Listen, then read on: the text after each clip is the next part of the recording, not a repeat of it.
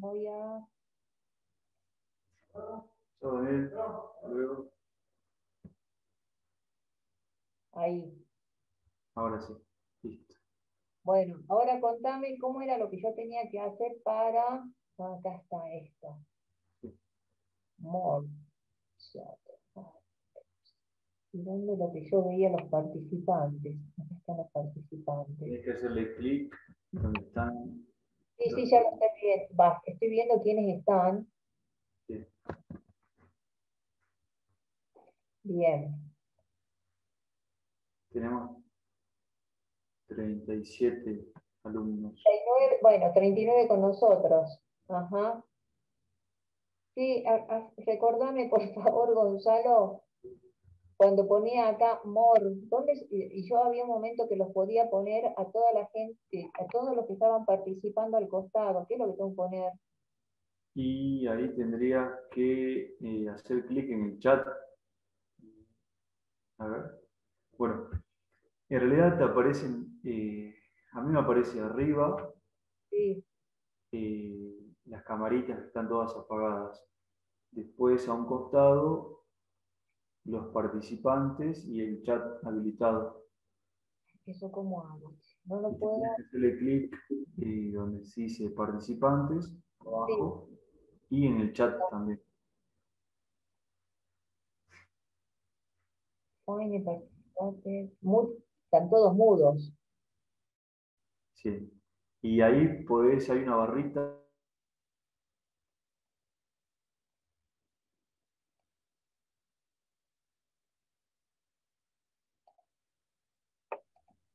Hay una barrita que podés deslizar para ir viendo todos los participantes. Sí, eso es lo que quiero hacer y no los estoy viendo. ¿No los tenés a un costado a todos los participantes? No, yo no los tengo acostados. ¿Sabe qué? Entonces tenés que hacerle clic, viste en la barrita inferior, dice participantes 40. Sí, ahora sí los veo. Ah, Haces clic y ahí se te habilita a un costado el listado. no, se me habilita vos sabés, como una ventana en el medio a mí. En el medio. Sí, una ventana en el medio de la pantalla. Eh, a ver, more. Y en more, meeting info, chat. Ajá, buenas tardes, profe, dice acá Millán. Bueno, buenas tardes, Millán.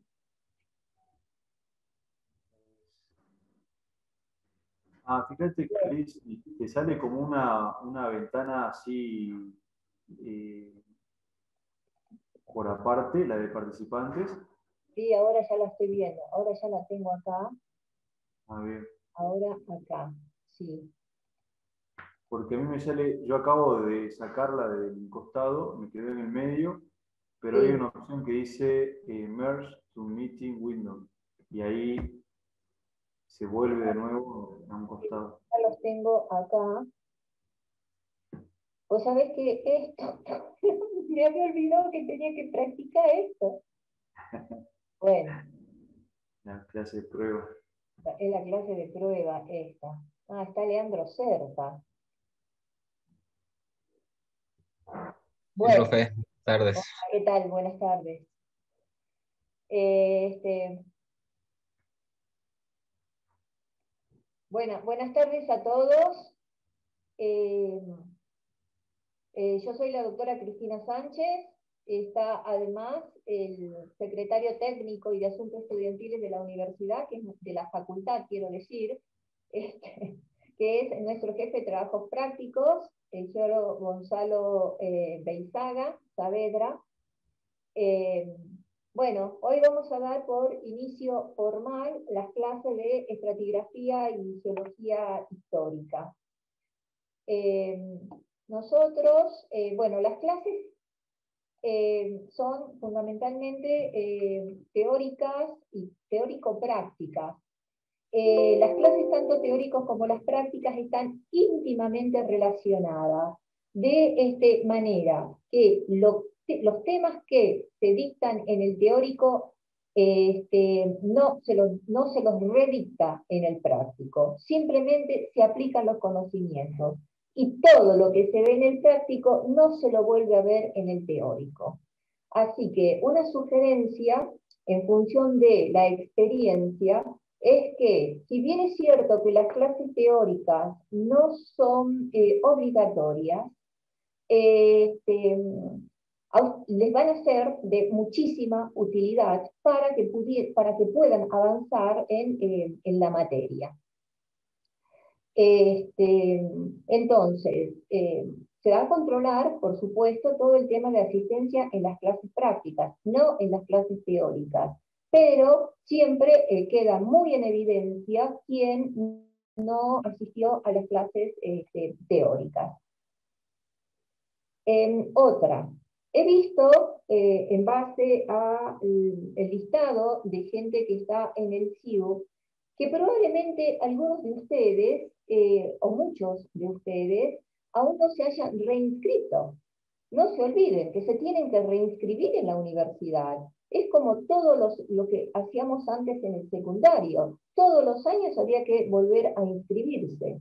Entonces se tienen que reinscribir en el CIU. No se olviden, porque en la lista de CIU hay solamente 22 inscritos. Y acá estamos 37, suponiendo de que haya algunos alumnos que estén de oyentes, hay 35 alumnos. Entonces, y en el CIU figuran solamente 22. Porque aún cuando ustedes hayan realizado el trámite el trámite para poder cursar fuera del régimen de correlatividades, ustedes tendrían que aparecer en el CIU. Así que, por favor, hagan ese trámite, porque si no están en el CIU, ustedes después no figuran, no figuran como alumnos, y todo lo que hagan no les va a valer. Así que, por favor, hagan el trámite correspondiente. Otra cosa, de acuerdo al plan de estudio de la carrera de Geología del 2010, para cursar esta materia, estratigrafía y geología histórica, ustedes tendrían que tener paleontología aprobada, y petrología sedimentaria regularizada. He visto que hay un gran porcentaje de los alumnos que están ahora que no están en esas condiciones, o sea que no cumplen las condiciones. Las materias correlativas no se la ponen por capricho, no es, o digamos porque se nos ocurre a los docentes que de pronto esa materia tiene que ser correlativa de esta materia y la otra de la otra. No, tiene una razón. ¿Por qué? Porque en estas materias que son correlativas tenemos que adquirir los conocimientos básicos que nos van a servir para cursar y para progresar en las otras materias. Entonces, es muy importante y fundamentalmente para ustedes, que cumplan con ese régimen de correlatividad. Hay una cuestión de que a veces los alumnos y alumnas se engañan pensando de que progresan en la carrera regularizando materia. Y no, en la carrera ustedes van a progresar aprobando materia, porque regularizando lo único que hacemos es acumulamos materias. Entonces, estamos en el 2021 hoy, y a veces queremos rendir una materia que la cursamos en el 2017. Han pasado prácticamente 4 años. Entonces, ¿qué nos podemos acordar? Entonces se hace muy difícil, ¿sí? Entonces tienen que volver otra vez a asistir las clases, o bien hacen todo el trámite de pedir prórroga, de prórroga y de prórroga. Entonces, ¿y qué pasa? Después tienen el temor de no presentarse, porque saben que no están en condiciones, y porque saben que se han olvidado de todo lo que les dijeron durante el cursado de las materias. Porque hay una cuestión que es cierta. O sea, nosotros permítame una cosita. Yo me paro, perdónenme, yo me quedo muda cuando estoy haciendo algo acá que tengo que tocar algo en la computadora, porque algunos ya saben, como por ejemplo Leandro Serpa sabe de que soy bastante nava sería en esta cuestión. Bueno, entonces les decía que por favor tienen que rindan en tiempo y en forma, porque después lo único que ustedes hacen es pedir prórroga, de prórroga, de prórroga, de prórroga, ¿y eso qué significa? Tiempo. Entonces, en una carrera que está planificada para 5 años, suponiendo que en general digamos, el promedio es de 6 años, ¿sí? Pero no pueden ir a recibirse a los 10 años, a los 12 años, a los 15 años, y algunos fueron hasta los 20 años. Entonces, que ustedes progresen en la carrera depende de ustedes fundamentalmente. ¿Mm? Bueno, dicho esto, nosotros, a ver, ¿cómo vamos a trabajar? Hay una plataforma, ahí tienen para copiar cuál es el link de la plataforma Moodle. Yo sé de que en las otras materias que han cursado con anterioridad, este sistema ustedes lo tienen, lo conocen. Entonces, tenemos el link de la plataforma y asimismo tenemos la clave para que ustedes ingresen. En esa plataforma ya está disponible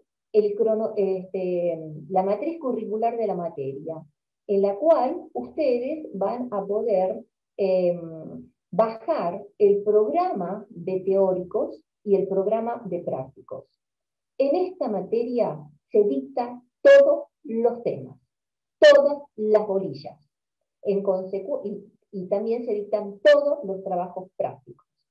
Y cada una de las bolillas que se dictan tiene su aplicación práctica. Y siempre está muy claro cuál es el objetivo del trabajo práctico, es decir, qué es lo que se va a aprender y para qué sirve. En consecuencia, se toman todos los temas, tanto en los exámenes parciales como en los exámenes finales, con mayor razón. Y en los parciales se toman tanto cuestiones teóricas como cuestiones prácticas. Además, en esa matriz curricular, ustedes van a poder leer cuáles son los objetivos, qué es lo que pretendemos nosotros en el dictado de esta materia, que es una materia anual, es una materia larga, de eso somos conscientes nosotros. Y es una materia que es compiladora. Es una materia en donde se aplican todos los conocimientos que ustedes han aprendido años anteriores. E inclusive los mismos conceptos que están aprendiendo en materias que están cursando este año. Así que es una materia, les vuelvo a decir, integradora. De ahí que al ser integradora, hay algunas materias que ya han cursado cuyos conceptos son aplicados con mucha frecuencia, como es fundamentalmente la petrología sedimentaria y como es la paleontología. Además, como es la geología estructural, ¿sí? La parte de yacimientos minerales también, ¿sí? Porque ustedes van a descubrir varias cuestiones, o por qué un determinado tipo de yacimiento, como por ejemplo un SEDEX, ¿no? Se da en determinados tipos de ambientes y no se da en otros, ¿no? Entonces, esto vuelvo para decirle de que no es caprichoso decir de que necesitamos para cursar esta materia paleontología y petrología sedimentaria. Y ustedes se van a dar cuenta que es así. Dicho esto, decíamos que en la plataforma Moodle tenemos, por un lado, todo lo que es la matriz curricular. Además, ya tenemos cargado ahí la carta cronoestratigráfica, que es la de marzo del año pasado. La IUX, que es la Unión Internacional de Estratigrafía, todos los años publica una carta estratigráfica. Lo que les sugiero es que tengan siempre esa parte estratigráfica a mano. Si tienen la posibilidad de imprimirla mejor, y si no, en el teléfono, ¿sí? Porque de esa manera vamos aprendiendo cuáles son las edades límites de los distintos sistemas y periodos, o vamos aprendiendo los nombres de algunos pisos o edades que son muy frecuentes. Nosotros en esta materia damos ejemplos del noroeste argentino, fundamentalmente. Tenemos una geología muy rica, tenemos una en el noroeste argentino, y entonces usamos y tomamos todos esos ejemplos. Entonces, de pronto, yo le digo la formación Yacoraite, y digo la formación Yacoraite del maestristiano. Inmediatamente ustedes tienen que saber a qué edad, en número, ¿no? Me refiero, nos estamos refiriendo. O cuando decimos, por ejemplo, la formación punco-viscana, que es del proterozoico superior eocámbrico. Entonces, ahí ya podemos ver cuál es el rango de edad que tiene la formación punco-viscana o se le asigna a la formación punco-viscana, ¿sí? Entonces, esa carta cronoestratigráfica ustedes la van a poder obtener desde la plataforma Moodle. En la plataforma Moodle, además, vamos a subir todas las guías de trabajo prácticos, pero van a ser diariamente, los jueves a la mañana, ¿sí? Antes del mediodía, ustedes van a tener disponible la guía de trabajos prácticos, que es la guía que se va a resolver durante el práctico. Entonces, las clases teóricas son los miércoles y las clases prácticas son los jueves, en el mismo horario. Acá, no, en esta materia, no hacemos ningún coloquio, ¿sí? Pero sí, ya les van a decir mañana las pautas de los trabajos prácticos, pero mientras tanto les voy adelantando que en la clase siguiente ustedes van a tener que enviar el trabajo práctico resuelto, o sea, al jueves siguiente ya tienen que enviar el trabajo práctico resuelto, pero lo van a enviar a la dirección electrónica de la cátedra, es decir, a la dirección de email. geologhistoricaunza@gmail.com, donde ustedes ya han enviado todos sus datos personales. ¿Estamos? ¿Alguna pregunta, duda? Escucho.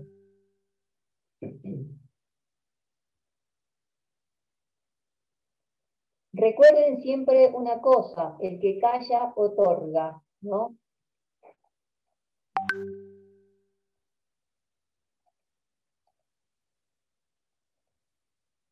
Sí, Gonzalo. Sí, Cris. ¿Por qué solamente te veo a vos y no veo a nadie más de los 40 que estamos, de los 39? Buenas tardes, profe. Ajá. ¿Quién es Eh, López? sí, yo le Sí. quería preguntar, estuve leyendo un poco la matriz Sí. y en una parte, si mal no recuerdo, creo que dice de la condición de regular, tener los parciales aprobados, pensé que eran dos, digamos. Son 3 parciales. Son tres parciales. Le quería preguntar en cuántos temas está dividido cada parcial según las bolillas y demás que tiene. Depende. Mm. Depende de cómo vaya el ritmo del dictado de la materia, pero estimo de que, o sea, ya vamos a confeccionar el cronograma y vamos a mandar el cronograma. Pero estimo que después de estratigrafía secuencial tenemos el primer parcial. El segundo parcial es a finalizar el primer cuatrimestre y el tercer parcial abarca toda la segunda parte y es antes de finalizar el año lectivo. Sí. Después le quería preguntar cómo sería presentar y aprobar un informe de cada uno de los trabajos de campo. Eso lo Es leí, que no no lo tenemos entendí muy trabajos bien. de campo. Lo que pasa que Ah, ahora bueno, estamos en esa época era de mi duda. pandemia. No, lo que pasa es que se presentó eso porque si eventualmente el año pasado nadie sabía qué es lo que pasaba y seguimos en la misma situación. No sabemos qué es lo que va a suceder, ¿no es cierto?, con la pandemia de la COVID-19. Entonces, teníamos que poner lo mismo, de todas maneras. Nosotros, si no salimos al campo, no podemos hacer ningún informe. ¿Me entendés? Bueno, profe, esa era mi duda, me llamó la Entonces, atención. quizás tenemos la posibilidad de que en el segundo cuatrimestre se pudiera hacer, a ver, yo les voy a ser muy sincera, quizás en el segundo cuatrimestre seamos mucho menos, seamos el 50% de los que están ahora. Entonces, eso parece muy duro, ¿no? Pero todo depende de ustedes. En esta materia hay que estudiar. Y quizás seamos menos, y quizás ya estemos todos vacunados, y entonces quizás se pueda salir. Porque miren ustedes, si somos 40, es imposible. O sea, en estas condiciones es imposible salir al campo. Lamentablemente, ¿no? Cuando para la carrera de geología, las salidas de campo son esenciales, son fundamentales. Se aprende mucho más en el campo que en gabinete. Esto es así, es la realidad. Así que, bueno, los únicos informes que van a presentar son de todo lo que se ve acá, trabajos prácticos. Quizás probablemente haya después de hacer algún trabajo, alguna investigación, o sea, pero eso se va a ir viendo. Pero son todos los trabajos prácticos que tenemos ahí. Lo que les sugiero, que tengan siempre a mano los apuntes de paleontología, especialmente a lo que se refieren a lo que son fósiles guía, y cuáles, o los grupos de fósiles que son guías para cada uno de los sistemas, y además, o sea, eso es considerando a los fósiles, ¿no es cierto?, como un valor cronoestratigráfico. Pero también tenemos que tener en cuenta cuáles son los grupos de fósiles que tienen importancia paleoecológica, es decir, paleoambiental. Entonces, para que tengan siempre a mano esa información. Por otro lado, tengan siempre a mano todos los apuntes de petrología sedimentaria, especialmente los de ambientes sedimentarios, especialmente los de estructuras sedimentarias, especialmente estructuras sedimentarias que son diagnósticas, ¿sí? Además, todo el tema de ignofósiles, o sea, de las trazas fósiles. Entonces, porque aquí directamente vamos a comenzar a trabajar con eso. No se enseña ni paleontología, ni se enseña petrología sedimentaria o sedimentología, ni tampoco enseñamos ambientes sedimentarios.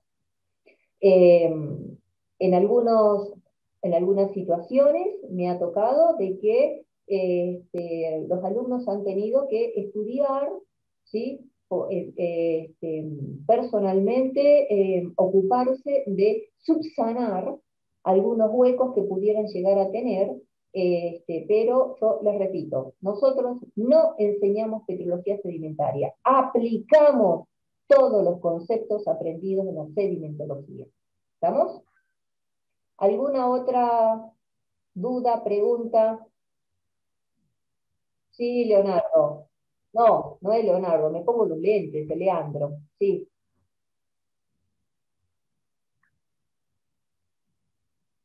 Eso mañana ya el jefe de trabajo práctico el profesor Beizaga le va a comentar de qué manera van a entregar los trabajos prácticos.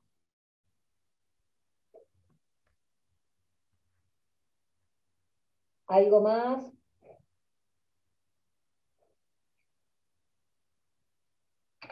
Bueno, a mí me gustan y espero y trato de que las clases sean entre ustedes y nosotros, ¿sí? Que haya participación, mucha participación de ustedes. Ustedes ya están en el 4º año, así que dentro de un par de años ya van a ser profesionales.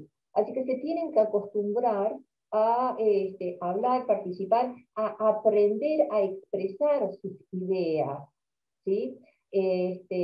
Sus conceptos. Entonces, para mí es de gran agrado que me interrumpan, no tengo problemas si me interrumpen y me preguntan cosas o o de pronto emiten una opinión. ¿Estamos?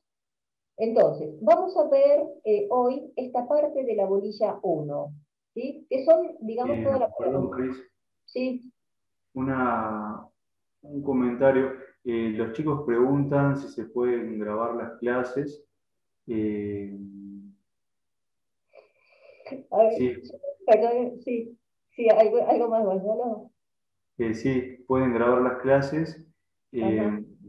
y pueden, bueno, el año pasado lo grababa uno de ustedes y después lo compartía con el resto. ¿Está Así que, claro? Yo quiero que Sí, me digas profe. sí o no, por favor. Yo quiero, porque me hace sentir sola, y que como que estoy acá, voy a tener que traer a mis dos perritas acá para que me escuchen, por favor. así que, Este, a ver, ah, que alguno de ustedes lo ocupe. grabe, lo podemos poner como No, anfitrión para que puedan grabar. bueno. ¿Quién se ocupará? A ver, ¿quién es, digamos, avesado en estas cuestiones informáticas? ¿Ninguno? Leandro Serpa, vos que preguntaste sobre si podemos grabar las clases, Sí, yo lo puedo grabar. Voy a ir grabando las clases. Sí, en este momento no tengo memoria en la computadora porque tengo que comprarme otro disco. Ya lo ah, estoy encargando, así que ese sí voy a poder ir grabando. Así que las primeras clases por lo menos las voy grabando. Cualquier cosa las voy subiendo a un drive para que puedan acceder y ya las voy borrando yo en mi computadora si no me llega el disco. Este, las grabaría desde Zoom, digamos. Me habilitarían para grabarlos desde Zoom. ¿Lo podés sí, habilitar, Gonzalo? o si no cualquier otra persona que tenga quizás más, que no tengan, Leandro, Millán. sí, como de manera que alguien que no tenga inconvenientes y que pueda grabar, porque son pesadas. Profe, Sí, de última podemos ir grabando, por ejemplo, yo tengo un programa externo para poder grabar las clases y de última vamos subiendo los que tengan más recientes los videos, digamos, el drive.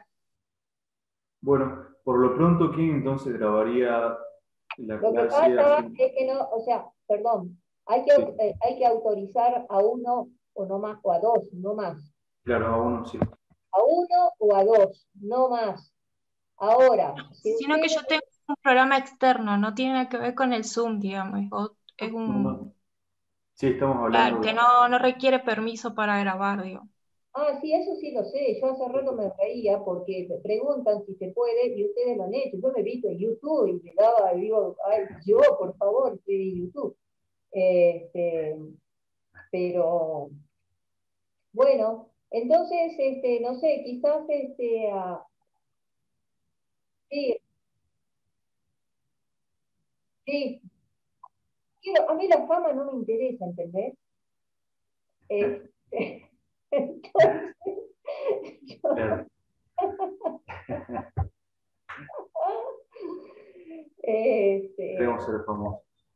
tendría, No queremos ser famosos. no, no queremos ser famosos. Eh, Bueno, Cris, entonces, vos tendrías ¿yo qué tengo que hacer? bueno, habilitarlo. Entonces sería No, Leandro Serpa. ahí está. Ah, Leandro Serpa. y Millán, Sí, a los dos serían como habilitarlos como coanfitrión. bien, vos ya lo hiciste. No, de eso tendrías que hacerlo vos porque estás como anfitriona. ¿Y cómo hago aquí? ¿Qué tenés que hacer?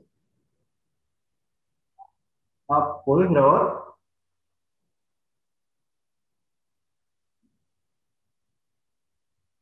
Claro. Eh, bueno, sería mejor que... Bueno, listo.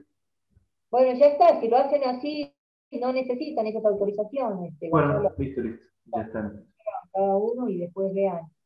Este, Entonces las clases se pueden grabar, y como las clases van a estar grabadas, entonces los PowerPoint no se envían. Bueno, entonces vamos a comenzar hoy con la primera, les comentaba, vamos a comenzar con la bolilla 1, con toda esta primera parte. La clase va a ser seguida, ¿sí? Excepto de que por ahí a mí me esté faltando la voz, yo voy a cortar, pero tenemos 2 horas nada más. Acá solamente, a partir de hoy, en la clase de hoy, nos va a faltar el tema de la cicloestratigrafía. Entonces, eso lo vamos a ver el próximo miércoles. Bueno, cuando nosotros comenzamos a ver cuál es la historia de la geología histórica, tenemos que tener presente de cuál es, o sea, de qué trata la geología. La geología, como ustedes ya lo saben, es la ciencia que trata de la forma interior y exterior de la Tierra y de otros planetas, de la naturaleza de los materiales que la componen y de su formación, ¿sí? A esto, digamos, también le tendríamos que incorporar que la geología también se refiere a la evolución de la vida. Fueron muchísimos los naturalistas y los científicos que aportaron información a la geología. Hay muchos de ellos que los conocemos y lo hemos conocido desde siempre, como es Wegener, por ejemplo, o como es Lyell, o como Descartes, o como Cuvier, Newton, por ejemplo, inclusive el mismo Leonardo da Vinci, que hicieron aportes muy importantes para el avance, ¿no?, de la geología, y Charles Darwin, por ejemplo. Eso es algunos de ellos, ¿sí? Digamos, los aportes comenzaron desde el siglo XV. Tenemos acá una serie de aportes más, o más destacados, ¿no?, en este periodo, desde 1637 o 1630 hasta el 65. Porque el 65 es muy importante también, porque es cuando se publica la primera revista científica mundial, la Philosophical Transactions, ¿sí? En esta de más. Pero además, miren ustedes que en 1662 se funda la Royal Society of London. Entonces, digamos, los primeros avances siempre se dieron, ¿no?, en Europa, ¿no?, y fundamentalmente en Inglaterra. Después vemos de que la geología en sí es una ciencia histórica, porque ustedes, por ejemplo, ven una duna, ¿sí? Ahora están viendo la geoforma, que es una duna, pero esa duna tiene su historia, ¿sí? Desde que el momento que se acumularon las arenas, ¿sí?, después cómo fue interviniendo el viento, por ejemplo, ¿sí? Entonces, y cómo se fueron formando las diferentes láminas que conforman a la duna, entonces tienen sí su historia. Lo mismo pasa con los minerales, también, en sí misma, la geología es una ciencia histórica. Entonces, que representa una serie de peculiaridades que definen y caracterizan el método científico usado por quienes trabajan en este campo. Entonces, tenemos que la geología es una ciencia, y como ciencia, la geología emite leyes. ¿Qué leyes ustedes se acuerdan que hayan visto, ¿sí?, hasta ahora?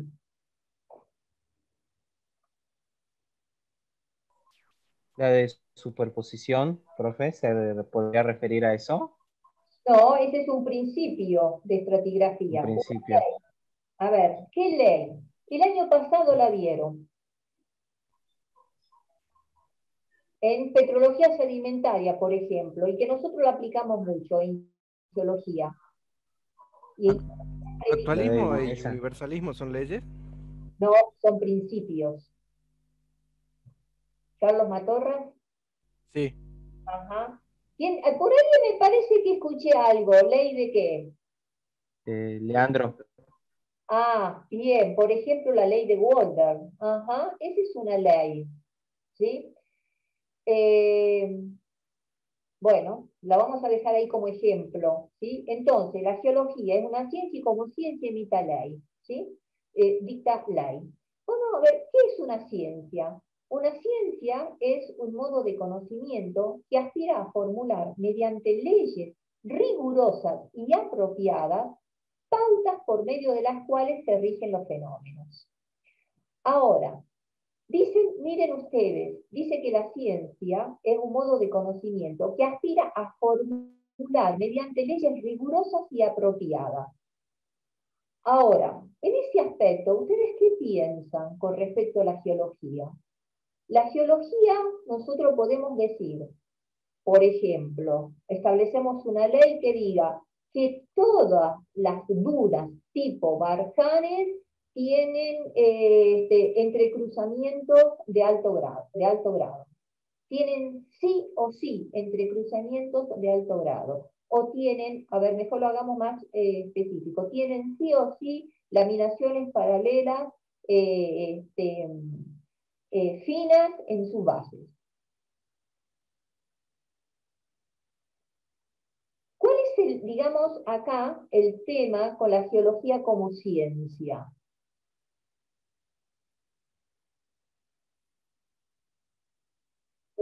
Sí, la naturaleza no es, o sea, nosotros trabajamos con la naturaleza y la naturaleza no es una ciencia exacta. Tenés razón. Entonces, o sea, ¿y qué pasa además? Todos los procesos, o sea, no son iguales, ¿sí? Ni en duración, ni en intensidad, y no todas las acumulaciones de, por ejemplo, de dunas tipo Barjanes tienen depósitos de areniscas finas o de arena finas con laminaciones paralelas en la base. Entonces, o sea, las leyes, en el caso nuestro, o sea, no es como una ley, por ejemplo, de una ley jurídica, ¿no? Por más de que a veces tiene distintas acepciones, ¿no? O interpretaciones una misma ley jurídica. O sea, aquí, como el medio en el que nosotros trabajamos, o el medio en el que se producen los diferentes fenómenos de la naturaleza, entonces, en ese aspecto es mucho más flexible, ¿no? La geología como ciencia. Porque tenemos que acordarnos de qué es ley. La ley es una regla, es una norma, es un principio o es un precepto. Esto que dice, esto es un significado, una definición sacada de un diccionario que dice que es establecido por una autoridad superior para regular algún aspecto de las relaciones sociales.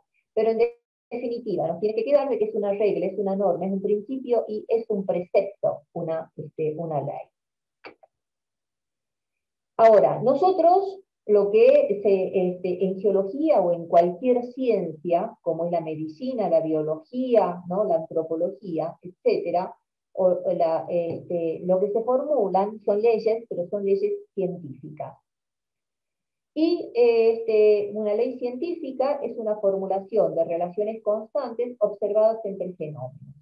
Es una relación periódica repetible entre variables, aunque es invariable en sí misma, con tal de que los factores que la afecten estén incluidos en la ley. Esto dice Simpson. Simpson es uno de los grandes paleontólogos y que cuando escribe sobre ciencia histórica. En general, las leyes científicas deben ser capaces de describir una serie de fenómenos. Son capaces de predecir acontecimientos futuros y son comprobables por medio de la observación de los hechos y por medio de experimentos de laboratorio. Eso es una ley científica. Y acá otra vez tocamos con otra cuestión, que dice que son comprobables por medio de la observación de los hechos y por medio de experimentos de laboratorio. ¿Ustedes qué opinan con respecto a esto?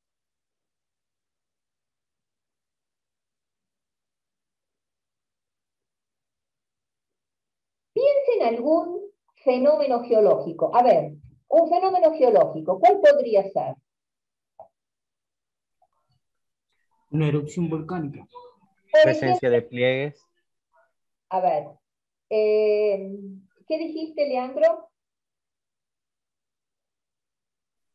Ah, ¿sos Leandro No, nada, Cerco? profe. Los chicos dijeron, Ibáñez dijo erupción volcánica. Sí, erupción volcánica. ¿Y vos dijiste? Yo había Yo, dicho, profe, yo dije pliegues, presencia de pliegues. Ah, te confundí la voz, ¿ves? Eso es porque no se muestran ustedes. Tienen apagadas las cámaras. Bueno, No me peiné hoy, profe. ¿eh? No me peiné hoy. Bueno, sí, la próxima vez se tunean todo y muestran las caritas, porque va a pasar que van a tener que rendir el examen final, sí o sí, con las cámaras abiertas, o los parciales con cámaras abiertas. Entonces, vayan preparándose. Eso lo podemos exigir. Bueno, entonces, por ejemplo, veamos, vamos a ver cada una de las cosas. Veamos primero las de las erupciones volcánicas. ¿Sí? A ver, ¿qué erupción volcánica te parece? A ver, Ibáñez, Una, no sé, pliniana. una pliniana. Bueno, una erupción volcánica pliniana. Ahora, fíjate que dice, ¿no? Si nosotros vemos un fenómeno como son los fenómenos eruptivos o los fenómenos magmáticos, porque una erupción pliniana sería comprobada, o sea, si se emitiera una ley referida a las erupciones plinianas, esa erupción, ese fenómeno de erupción podría ser comprobable por medio de la observación, ¿no es cierto? En este momento, ¿dónde hay erupciones plinianas?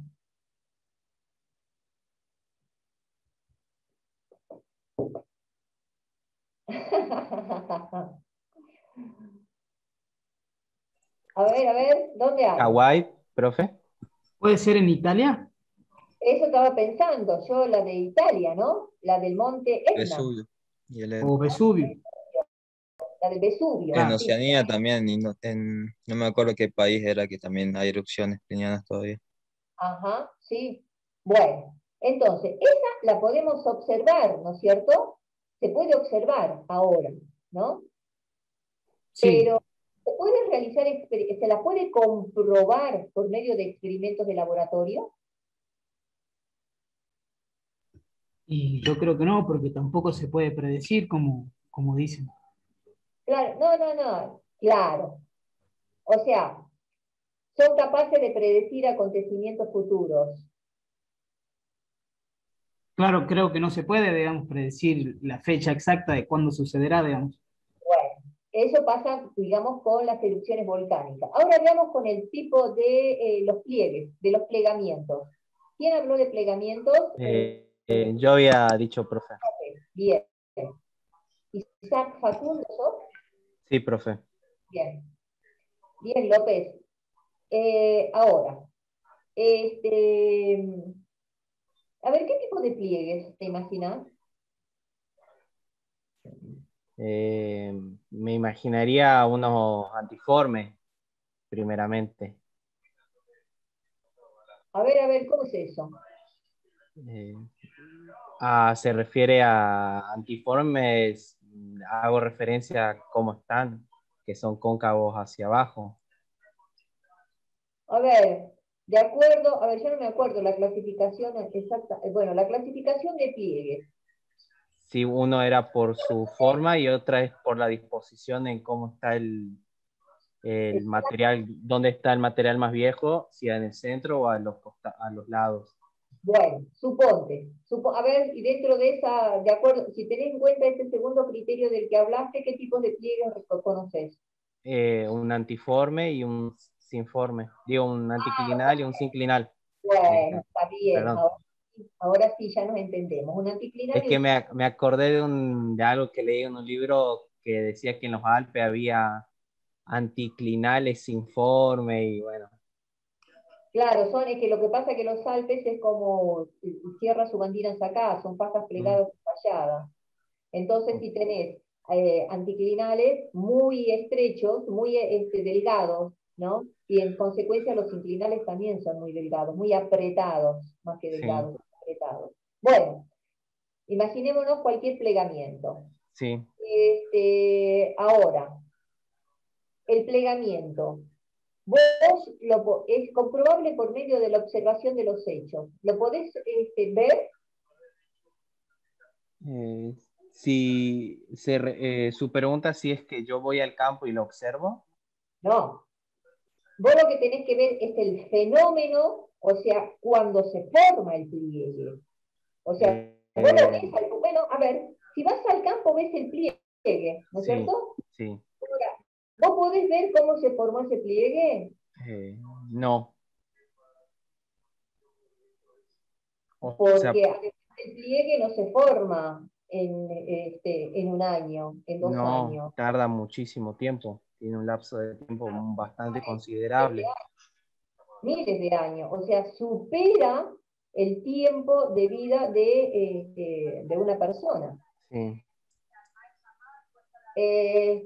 Pero sí se lo puede ver, sí se puede ver cómo se forma a través de experimentos de laboratorio, ¿no es cierto? Sí, sí, secciones balanceadas y demás. Claro, bien, perfecto. Entonces, ¿qué es lo que les quiero decir con estos ejemplos que estuvimos tomando? Hay algunas cosas que en geología, sí, especialmente en geología, porque trabajamos con procesos de los cuales nosotros no los podemos repetir en laboratorio, ¿sí? Por ejemplo, ¿cómo se puede repetir en un laboratorio cómo se forma una macla de albita casual, por ejemplo? La de los feldespatos. Entonces, hay cosas que no las podemos ver. Nosotros vemos el resultado del proceso, pero no lo podemos vivenciar. Y tampoco, en el caso, por ejemplo, de formación de los minerales, tampoco se puede obtenerlos por experimento de laboratorio. Entonces, las leyes científicas que se pueden enunciar, aplicables a la geología, tienen que ser leyes muy flexibles, ¿sí? Porque la naturaleza, como ustedes dijeron, no es predecible. ¿Estamos? Sí, profe. Entonces, digamos, toda esa cuestión filosófica de lo que es la ciencia, porque todo entra porque la geología es una ciencia, ¿no? Y como para que ustedes piensen también, ¿eh? Se hagan algunas preguntas. Vamos a entrar a ver qué es la estratigrafía, porque es lo que a nosotros nos concierne. La estratigrafía es una rama de la geología, entonces la estratigrafía también es una ciencia. Se trata del estudio, interpretación, identificación, descripción y determinación de la sucesión vertical y horizontal de rocas estratificadas. Así también se encarga de la cartografía y de la correlación de estas unidades de roca, determinando el orden y el momento de los eventos a partir de los cuales se originaron los que habrían ocurrido en un tiempo geológico determinado de la historia de la Tierra. A ver, yo tengo acá una pizarra y tengo además, yo no me veo acá para saber, ¿cómo hago para verme yo? El cuadradito ese, se me ha ido el auxiliar. Bueno, el ayudante, auxiliar en el sentido de que me ayuda, el SOS. A ver, tengo una pizarra acá, ¿la ven? Sí. Bueno, Sí, yo la profe. tengo que aplicar en la pizarra. Ahí, ¿sí? Para que ustedes puedan ver. ¿Estamos? Yo voy a Estamos, dibujar profe. ahí, ¿sí?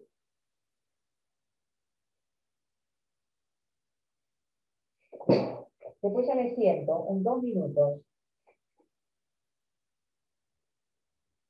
Vamos a hacer cosas muy, muy simples.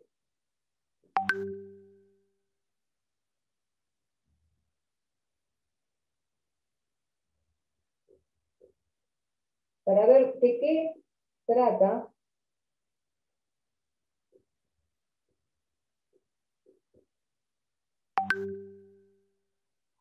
la estratigrafía. Dice, la estratigrafía, ¿se ve la columnita estratigráfica? Sí, profe. Sí, profe. Todos digan sí, o no. Bueno, esta es una columna estratigráfica, ¿sí? Tipo Seley. ¿Estamos? Entonces, ¿en dónde? La estratigrafía, dice, trata el estudio, interpretación e identificación, descripción y determinación de una sucesión vertical de rocas. Esta es una sucesión vertical de rocas, ¿sí? O bien puede ser una sucesión horizontal. ¿Sí? Respetando la ley de Walter. Mirá, todavía no lo incorporé a Word. ¿Está bien? Ya. Lo Bueno, tengo profe. a Word por ahora. ¿Estamos? Puede ser una sucesión vertical o puede ser, por ejemplo, si vos estamos en el Cerro San Bernardo, por ejemplo, ¿sí? Este es el oeste y este es el este, entonces tenemos una sucesión de estratos. Entonces, la estratigrafía trata de estudiar esto, describir cada uno de los paquetes de roca, cada uno de los estratos, ¿sí? Y primero se los identifica, se los describe, ¿sí? Se interpreta su situación ambiental, ¿eh? ¿Cuál es el origen de esto? ¿Sí? Se interpreta la historia, es decir, si nosotros acá tenemos un conglomerado aluvial y por arriba una sucesión de fluvial, por ejemplo, entrelazada, que grada a un depósito eólico, ¿sí?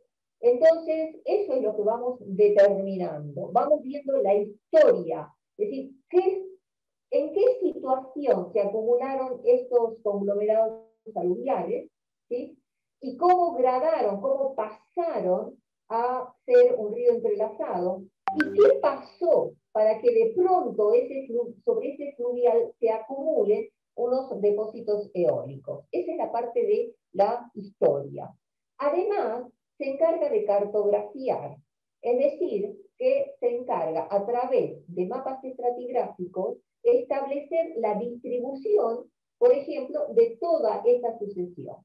Se trata además de establecer las edades de todo este paquete de roca. Decir que si este paquete de roca, a ver, yo le hice acá esto, este es el símbolo, ¿sí?, de discordancia. Entonces, se trata de establecer cuál es la edad de este paquete, cuál es la edad de este, cuál es la edad de este y de este. Para establecer las edades, ustedes vieron en paleontología los fósiles que nos dan qué tipo de edad o qué tipo de información cronológica nos aportan los fósiles. Bioestratigráfica, paleoambiental. Edad relativa. Bien, los fósiles nos establecen la edad relativa. Que acá nosotros encontramos un fósil A, le vamos a poner una letra, y acá encontramos un fósil B, nosotros vamos a decir que el fósil B podemos decir que el fósil B es más nuevo, ¿sí?, que el fósil A, o al revés, el fósil A es más antiguo que el fósil B. Nos establece una edad relativa. Pero si nosotros, por ejemplo, tenemos acá, en esta sucesión, ¿sí?, que es continental y que es fluvial, y de pronto encontramos un nivel de toba, ¿sí?, un nivel de toba, la toba, ¿qué tipo de edad nos va a aportar? Absoluta, profe, porque se puede datar. Perfecto, una edad absoluta. Bien, porque se puede datar. Entonces, la estratigrafía también determina la edad, o sea, uno de los objetivos es determinar la edad de los diferentes paquetes de roca. Perdónenme.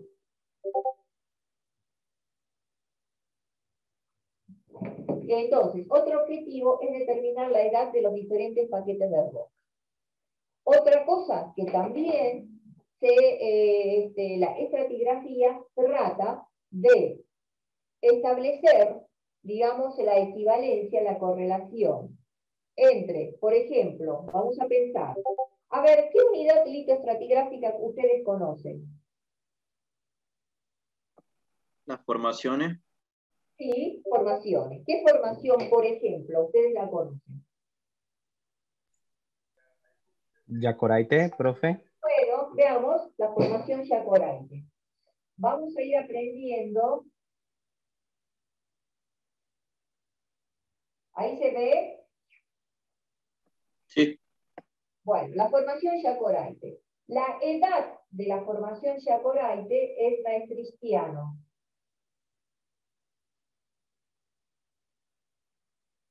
¿Sí? La formación Yacoraite, a ver, ¿dónde la viste? Salles, no, Salles. Salles, ¿dónde viste la formación Yacoraite?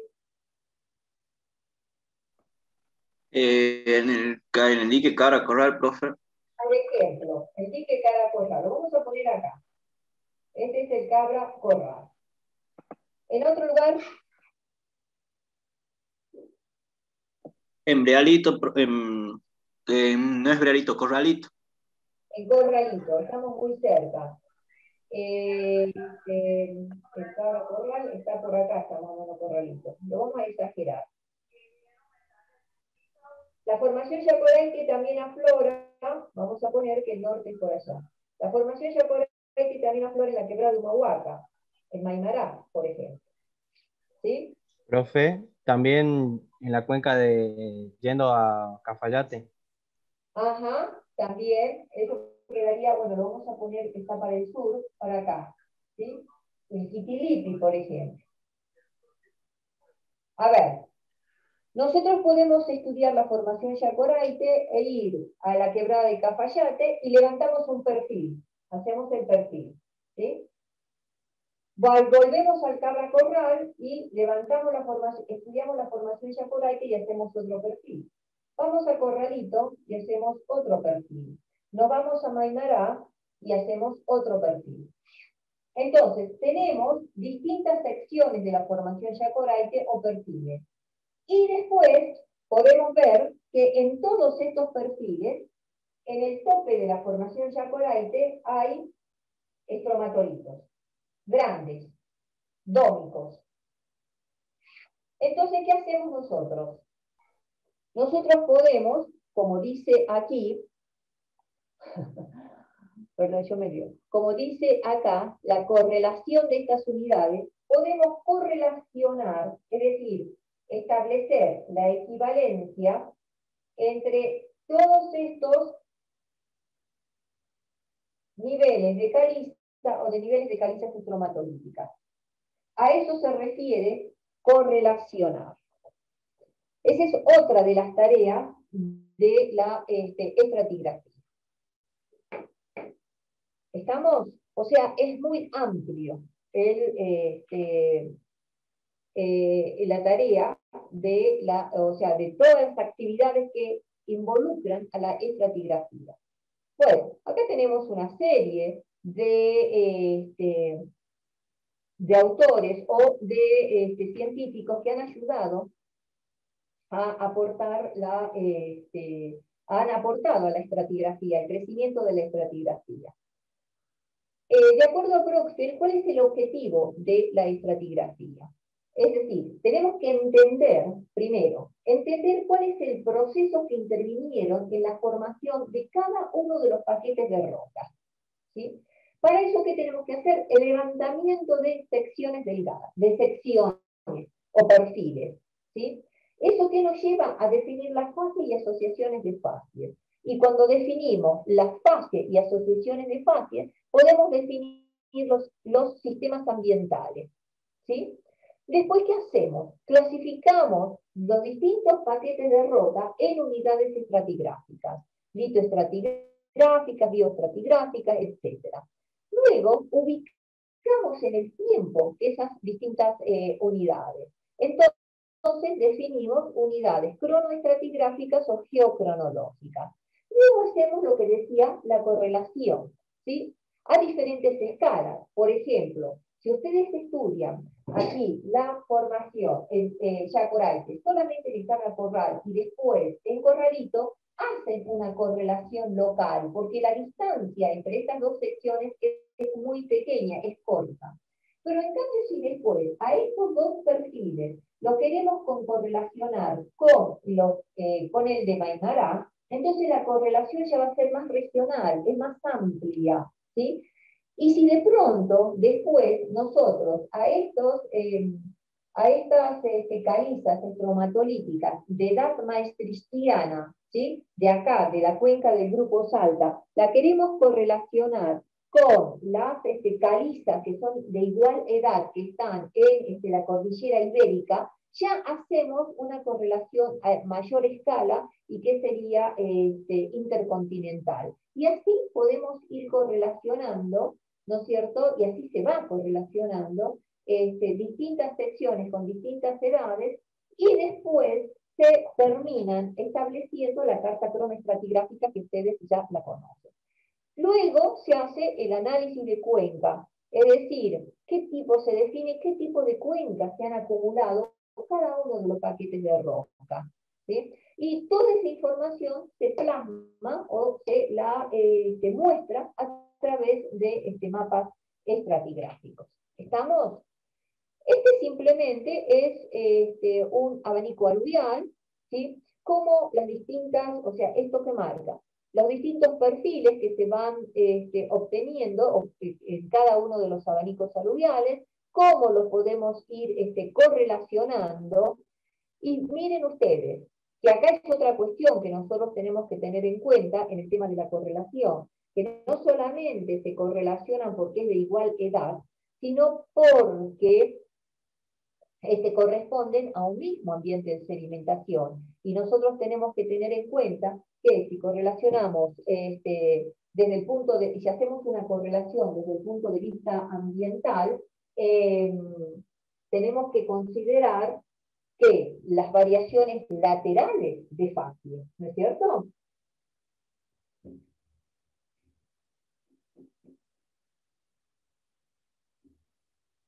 ¿No es cierto o sí es cierto?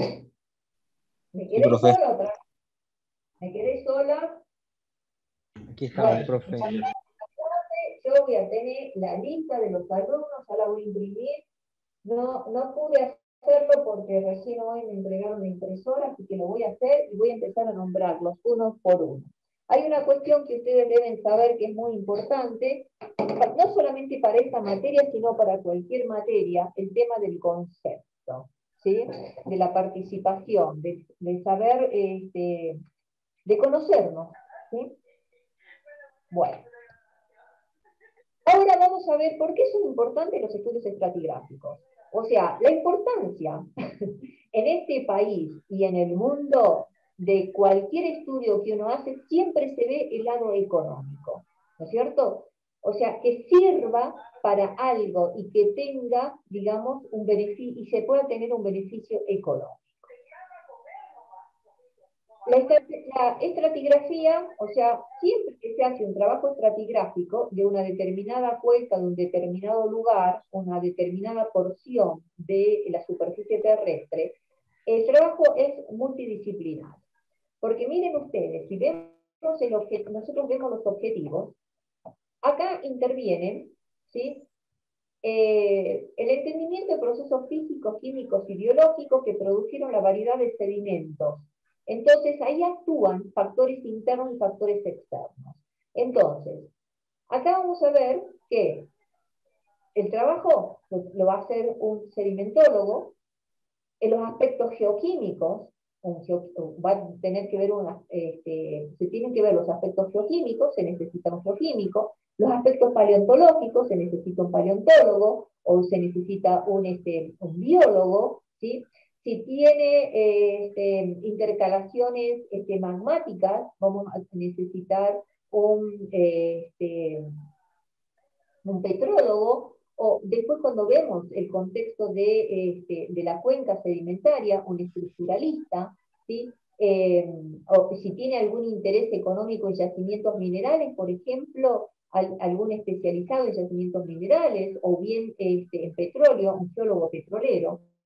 ¿sí? Entonces, siempre hay un grupo multidisciplinario que hace trabajos en estratigrafía, ¿sí? Además, es importante los trabajos, ¿por qué? Porque permiten la reconstrucción de los eventos geológicos, por lo tanto, de la historia geológica de nuestro planeta. Permite la generación del conocimiento científico de nuestro planeta y también de otros planetas, porque ahora la geología planetaria está en plena boga, ¿no? O sea, siempre por ahí aparecen noticias acerca de lo que se encuentra en Marte, por ejemplo, ¿no? Y todo este conocimiento científico repercute en la economía de los países.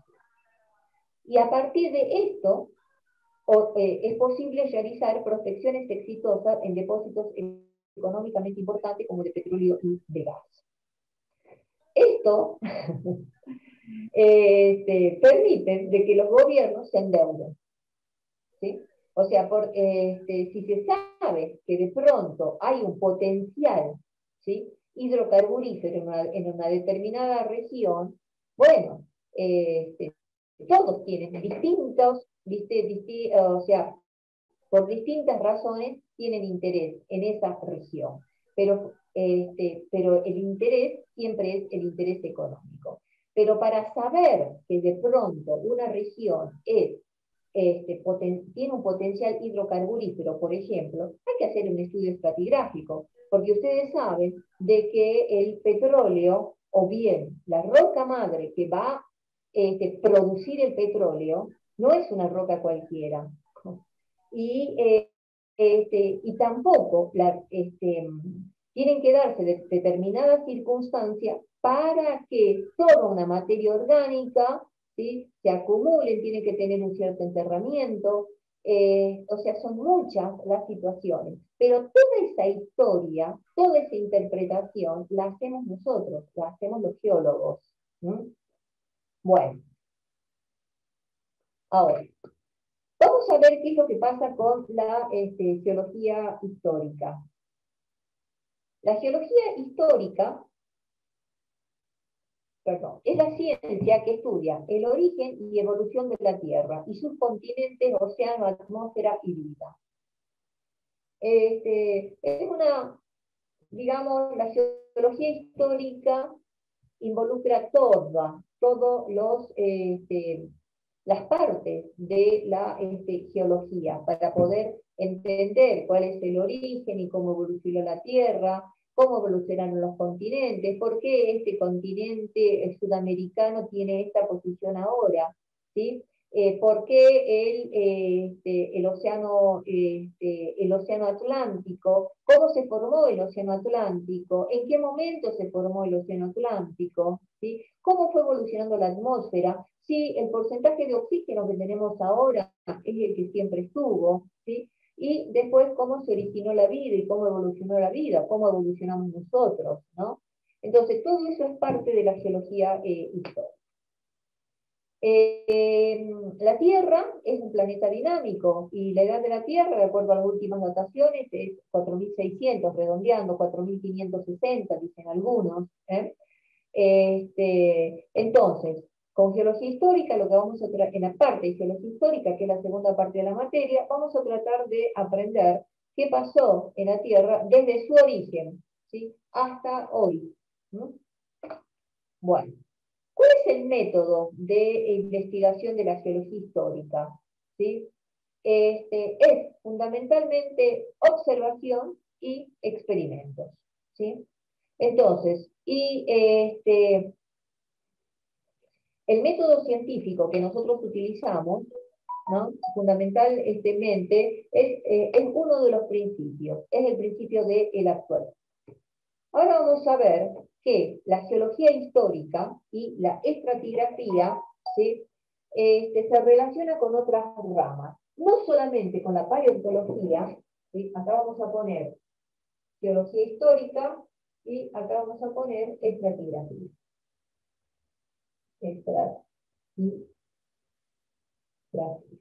Entonces, estas ramas de la geología, ¿se ve bien ahí? Sí, profe. Perfecto, gracias. Parece que sos vos el único, Leandro. ¿Estás tomando mate? Por eso estás despierto, los otros se habrán ido a dormir, ¿no? No, estoy comiendo aceitunas a full todo, hipertenso.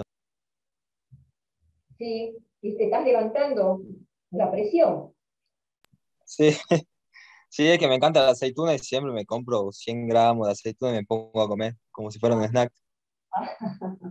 Ojo con tanta. Bueno, dijimos fundamentalmente que para estas, en estas materias como correlativas, nosotros teníamos paleontología, porque la paleontología aporta información acerca de todos los organismos que vivieron en el planeta, desde el origen, desde los 4.660 millones de años. Y la petrología sedimentaria, porque nos aporta información sobre las rocas. La estratigrafía trata sobre las rocas sedimentarias estratificadas. Después tenemos que entre la sucesión estratigráfica puede haber componentes magmáticos, rocas magmáticas. Entonces, necesitamos también aporte de la petrología ígnea. Dijimos de que todos los sedimentos, o sea, toda la sucesión de rocas, se acumula en cuencas sedimentarias. Pero esas cuencas sedimentarias van a estar sometidas a esfuerzos, ¿sí? Esfuerzos compresivos o esfuerzos extensivos o transcurrentes. Entonces, necesitamos de la tectónica o lo que es la geología estructural. ¿Estamos? Cuando nosotros vamos a estudiar un sitio, ¿qué es lo primero que hacemos? Buscamos en Google dónde se encuentra esa región, con seguridad, y comenzamos a ver, ¿no?, la geología, tratar de ver si hay fallas, si hay pliegues, ¿sí? Si hay alguna unidad que sea tomada como nivel guía, por ejemplo. Entonces, ¿qué hacemos? Echamos mano de todo lo que aprendimos en fotogeología o en sensores remotos.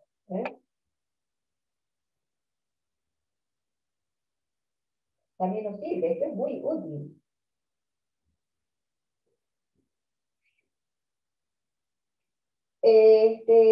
Después, ¿qué pasa? También a veces hacemos estudios de elementos mayoritarios, minoritarios, ¿sí?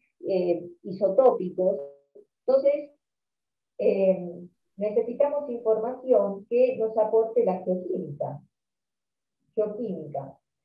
Después, nosotros, como uno de los propósitos es determinar las edades de esa sucesión de rocas, necesitamos de la geocronología.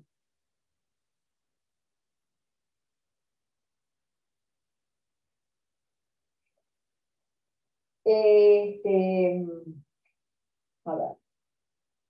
También hay una ciencia que es muy importante, ¿sí? o es una rama y es una materia dentro nuestra, que es la geomorfología. La geomorfología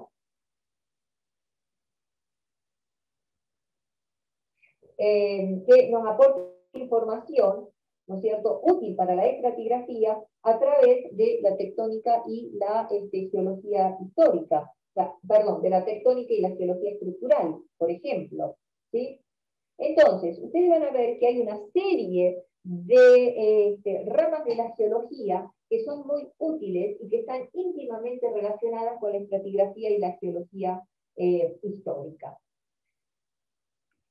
Pero después hay dos ramas fundamentales, ¿sí?, de la geología, que es la paleogeografía y que es la paleoclimatología.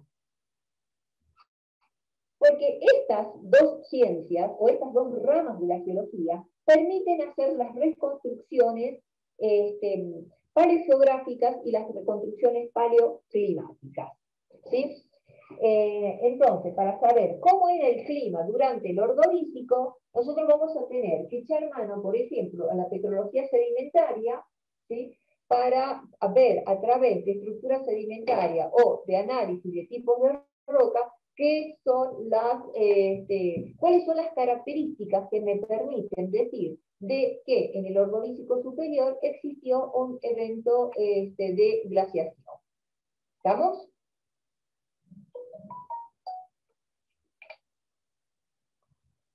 Bueno, en la geología existen una serie de principios que son los principios de la geología histórica y de la estratigrafía. Y acá están los principios que algunas veces ustedes al principio de clase estuvieron mencionando. El principio de horizontalidad original, el principio de superposición de estrato, el de la continuidad lateral, el de la sucesión faunística o de correlación, el principio del uniformitarismo, el del actualismo y de la sucesión de eventos. A ver, yo lo que estoy viendo, que falta prácticamente 5 minutos para que terminemos la clase.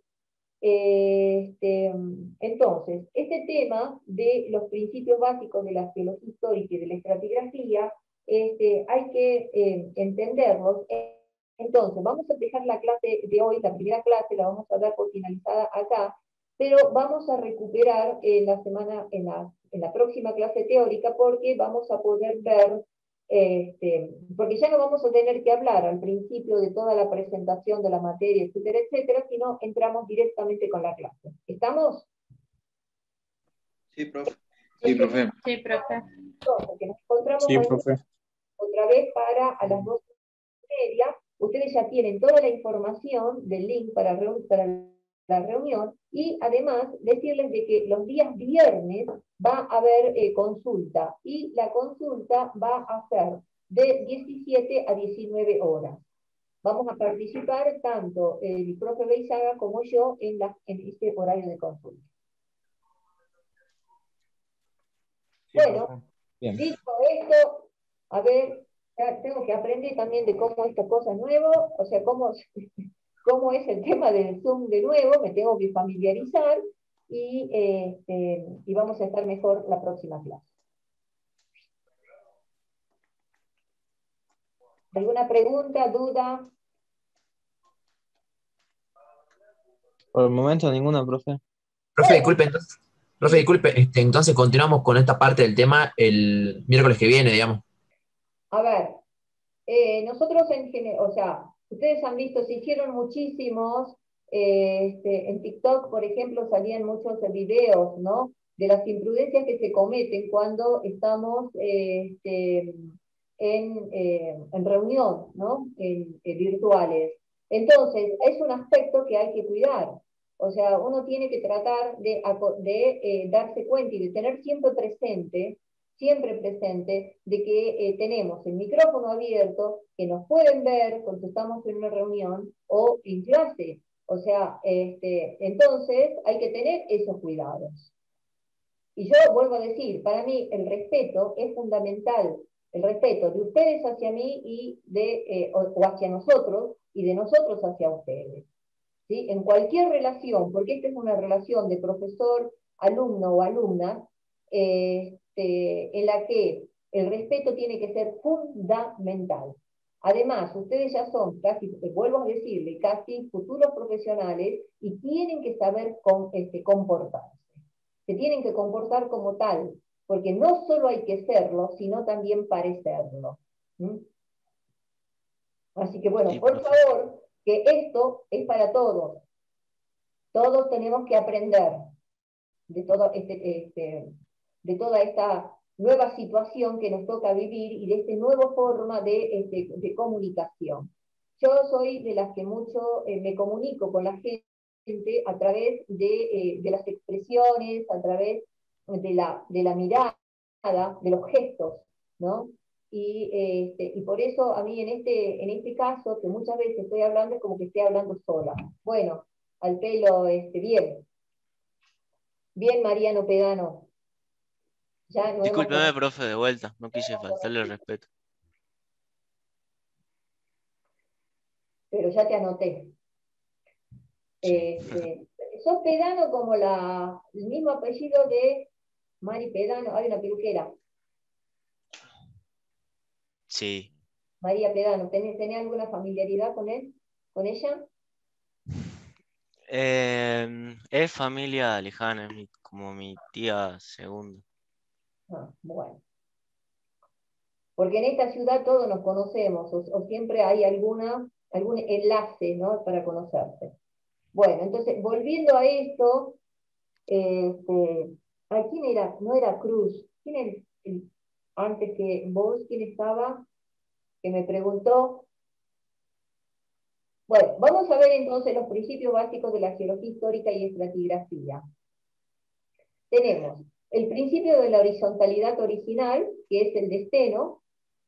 Si querés poder apagar tu cámara ya, Mariano Pedano. Bueno, profe. El principio de la horizontalidad original, miren ustedes los años, ¿sí?, en los que han sido enunciados estos principios. Está bien, serían como leyes que dijimos en un, digamos, no se lo conoce como la ley de la horizontalidad original, sino que se lo conoce como el principio. Pero si nosotros nos remitimos al concepto de ley, estos también son leyes, ¿sí? También pueden ser considerados leyes porque son principios, preceptos. El principio, que ahí en ese caso ustedes me tendrían que haber dicho, pero si la ley dice de que es un principio, o sea, que es un principio, un precepto, entonces es una ley, ¿o no?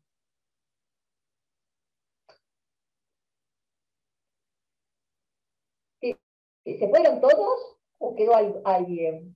Acá estamos, profe. Estamos, profe. Estamos, profe. Quedó un mundo. A ver. El otro principio es el principio de la superposición de estratos, que también fue enunciado por Steno, ¿sí? El otro principio es el de la continuidad lateral, también por Steno, y también en el mismo momento, ¿sí? Así que la parte que hizo Steno, ¿para aquel momento? Porque ya vamos a ver que por ahí nos parece que son cosas obvias. Uno ahora puede decir, vamos a decir, sí, todos los estratos son horizontales, y es obvio, me van a decir, ¿no es cierto? Pero bueno, pero para aquel momento, en 1669, cuando, ¿sí?, digamos, los principios religiosos y fundamentalmente católicos eran los que prevalecían en toda la comunidad científica y en todas las personas. Piensen ustedes que decía, Dios creó al mundo, era fundamental, y Dios lo hizo en 7 días, entonces no se podía imaginar, o sea, no lo entendían decir de que, de que todos los estratos habían sido horizontales cuando ahora los estaban viendo inclinados, o que el estrato que estaba por abajo era más antiguo que el que se encontraba por arriba, ¿sí? O que los estratos se continúan lateralmente, o el principio de la sucesión faunística o de la correlación, ¿sí? El principio del uniformitarismo, el del actualismo, el de la sucesión de eventos. Hay muchísimos principios. Si ustedes investigan en los distintos libros de geología histórico, de estratigrafía, van a encontrar muchos otros. Pero nosotros, en este curso, vamos a referirnos exclusivamente a esto porque consideramos que son los más relevantes.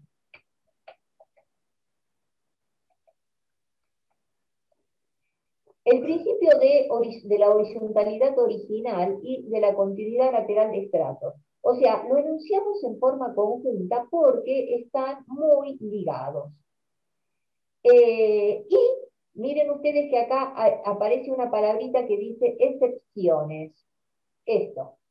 Entonces, lo que tenemos que tener en cuenta, aparte, no solamente de saber enunciar el principio, o sea, qué dice el principio, sino las excepciones.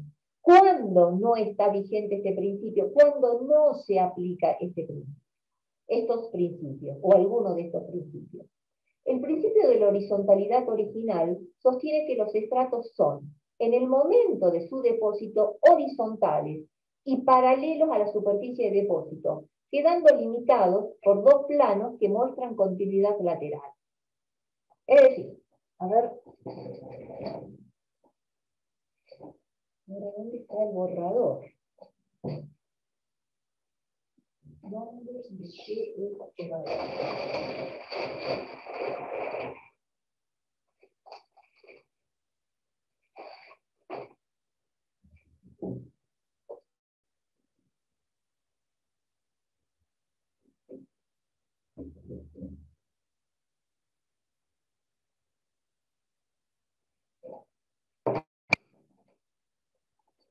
El principio dice que originalmente, vamos a ver, esta es una cuenca sedimentaria, un gráfico de una cuenca sedimentaria.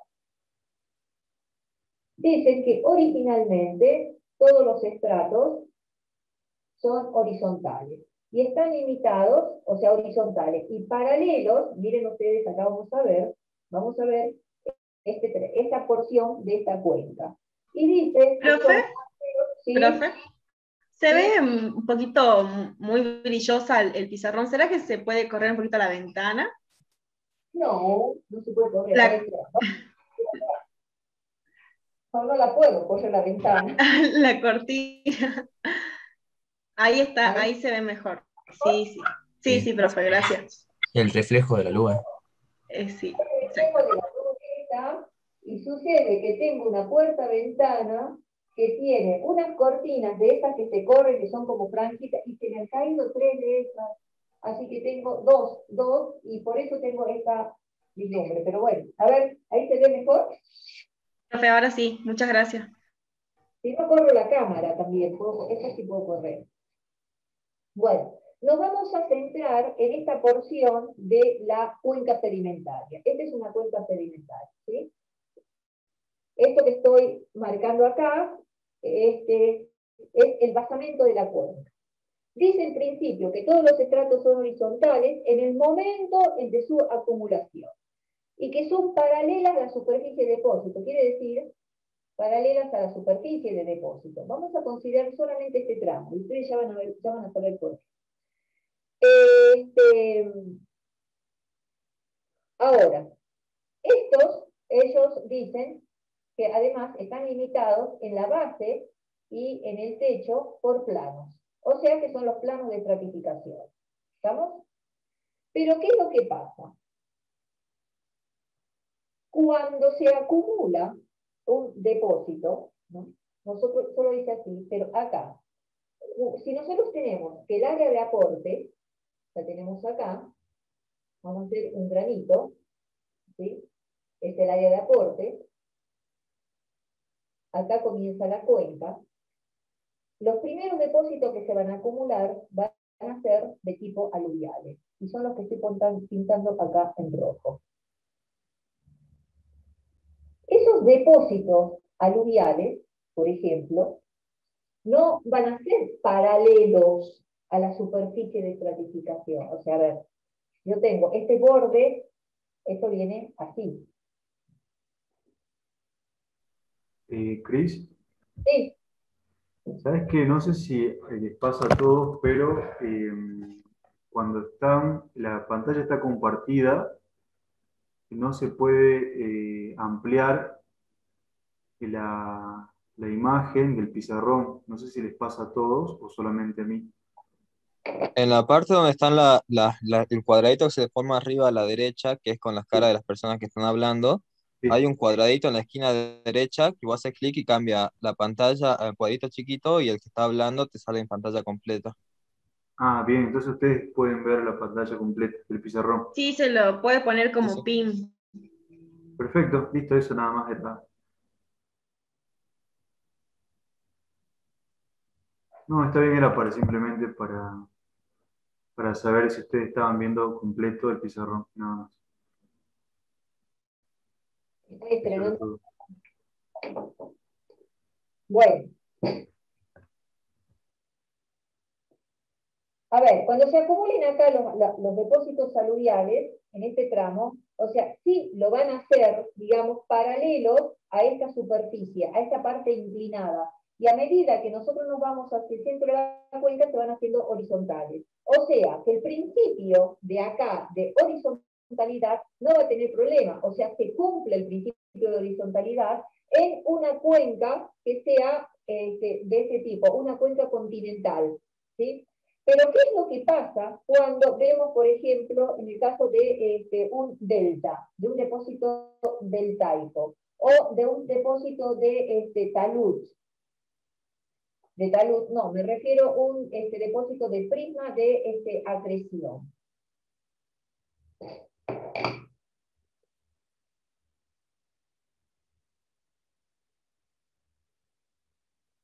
A ver, primero lo voy a hacer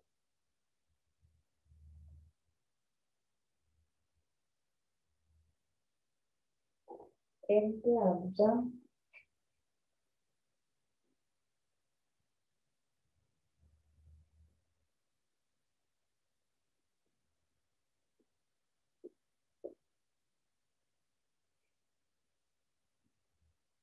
Este es el río. Este es el río. Este es el nivel del mar, ¿sí? Un clásico delta, ¿sí? Vamos a ver que tenemos todo lo que es la llanura interdistributaria, la llanura deltaica y con los canales interdistributarios. Después tenemos lo que es el frente deltaico y después tenemos lo que es el prodelta. Y acá directamente ya puede ser el short pipe, por ejemplo, ¿sí? La zona de short pipe. Ahora, si nosotros hacemos un corte, un perfil, en este sentido, vamos a tener el continente está para acá, ¿sí? Toda la zona, vamos a tener la zona que corresponde a este tramo, que sería la llanura deltaica y los canales interdistributarios, la zona del frente deltaico, y después tenemos el prodelta, ¿sí? Entonces, hay una parte en donde aquí, por ejemplo, el principio de horizontalidad no va a cumplir, porque acá en todo lo que es la llanura sí se va a ir acumulando, ¿no es cierto? Los granitos de arena, por ejemplo, o los clastos de mayor tamaño, pero cuando llega al frente deltaico, acá no lo va a hacer en forma horizontal, no lo va a hacer en forma horizontal como dice esto, el principio dice, son horizontales y paralelos. ¿Sí? Acá no lo va a hacer en forma horizontal, en el frente deltaico. Después ya en el prodelta sí. ¿Sí? Entonces, en este caso, que es el de en el frente deltaico, si bien digo, en un sistema deltaico, en el frente de un sistema deltaico, el principio de horizontalidad no se cumple. Y en el que acabamos de hacer nosotros, o sea, tampoco, porque yo les decía que en el borde de una cuenca, lo que recién, en el borde de una cuenca, es paralelo, ¿cierto?, al fondo de la cuenca, pero no es horizontal. Y lo mismo va a pasar cuando tengamos en el caso de un prisma de acreción. ¿Qué es un prisma de acreción?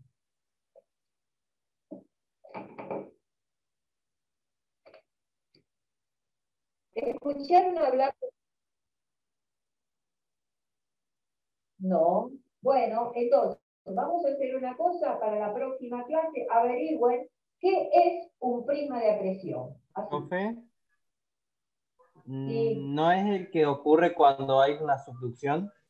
Ajá, sí, es el que ocurre cuando hay una subducción. Pero no me acuerdo bien en qué parte del perfil estaba. Bueno, entonces ahora vas a investigar y vas a recordar dónde está. Entonces, la semana que viene me van a decir qué es un prisma de acreción. ¿Estamos? Sí, profe. Sí, profe. Bueno, vayan anotando. Ahora tenemos el otro principio que también fue enunciado por Steno en el 1600, que es el principio de la superposición de estratos. Originalmente este principio de la superposición de estratos fue propuesto por el geólogo persa Avicena y posteriormente reformulado en forma más clara en el siglo XVII por el Nicolás Steno. Nicolás Steno escribió esta obra que se llama Pódromo, y que Pódromo fue el primer tratado de estratigrafía. Lo que podemos decir que Pódromo, escrito por Steno, fue el primer libro de estratigrafía, en el 1669.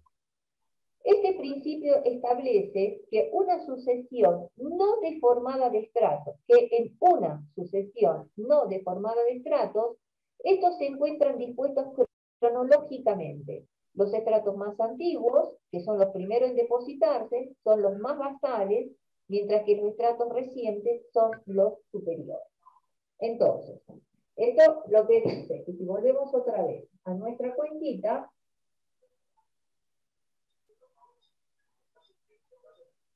dice, acá tenemos el estrato, le vamos a poner letras, dice que el estrato A es más antiguo que el B, y el B es más antiguo que el C, y el C es más antiguo que el D, y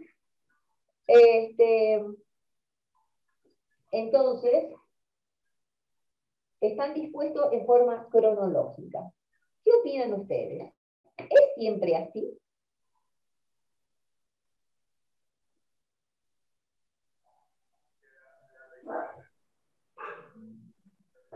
En condiciones normales, sí.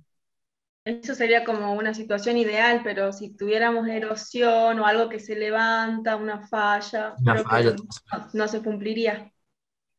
Pero acá dice, escucha, dice en una sucesión no deformada.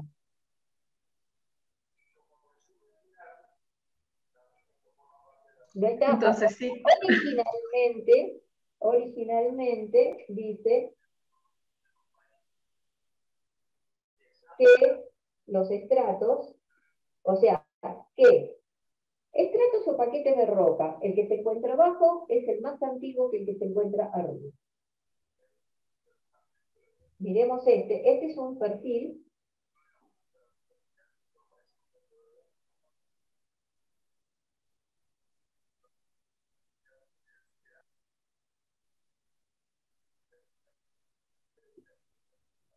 Ahí vamos. Este es la actual. ¿Quién habló? Millán. O sea, cuando en un valle fluvial, ¿sí? El primer nivel de terraza es el más alto, ¿sí? Es el que se formó primero. El segundo es esto, está topográficamente por debajo del primero. El tercero, en este caso, está topográficamente por debajo del segundo, y este es el actual. Si el T4 es el actual, miren la posición que tiene en un valle fluvial el nivel de terraza T4 con respecto al T1. Es como dijo Leandro, están invertidos, digamos. No, La relación inversa. No, la relación es inversa con lo que explicó anteriormente. en realidad, lo que sería correcto decir que en esta situación, ¿sí? En depósitos de terraza, el principio de la superposición de estratos no se cumple. O sea, es una excepción del principio de la superposición de estratos. ¿Estamos? O sea, tenemos que pensar, no hubo un evento tectónico posterior, ni geológico tampoco posterior, que haya invertido el depósito. O sea, originalmente, ¿cómo era originalmente? ¿Sí? A eso se refieren los principios. O sea que en el caso de un valle fluvial o en los depósitos de terraza, este principio de la superposición de estratos no se cumple. ¿Sí? Bueno, profe, sí. Profe, ¿Sí? me acaba de surgir la duda de que como que no estarían superpuestas en realidad las terrazas, porque sí, si bien T3 está topográficamente debajo de T4, no está físicamente debajo. O sea, si yo cavo derecho en T4 no voy a encontrar T3, lo voy a encontrar a un lado, o sea, no serían estratos superpuestos. Sí, porque esto, ¿cómo era esto originalmente? Acordate cómo se forma un valle fluvial. A ver, vamos a tener. Si este era el valle, o sea, si lo tenemos ahora, originalmente el nivel de T1 era todo esto. O sea, este era el nivel de T1. Después vino el río, comenzó a socavar aquí, ¿sí? Erosionó, y llegó acá. ¿Sí? Y ahí te quedó el nivel de T2. Siguió socavando y te queda el nivel de T3. Y así sucesivamente. O sea, si vos haces un pozo, como decís aquí, si querés hacer un pozo aquí, vas a tener todos los niveles. ¿Me entendés? Ah, claro, si presentan continuidad lateral las terrazas. Entonces, vamos a tener que ver otra cuestión. Para que ustedes recuerden, evolución y origen de un valle fluvial.